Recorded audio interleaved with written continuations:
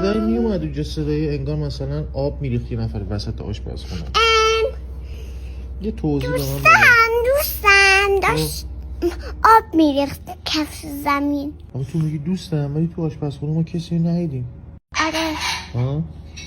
فکر نکنم من تو گفتم آشپزخونه خدایا چی کار کنم از اون اینجوری. چی کار کنی از اون که آب ریخته؟ آره آخه من ندیدم کسی رو تو آشپزخونه، فقط یه نفر رو دیدم، یه دختر کوچولو دیدم، موهاش طلایی بود، من که نبودم. لباس سفید تنش بود. من که نبودم. پس کی بوده؟ من بودم.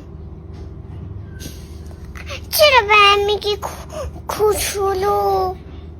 من کی گفتم کوچولو؟ الان گفتم؟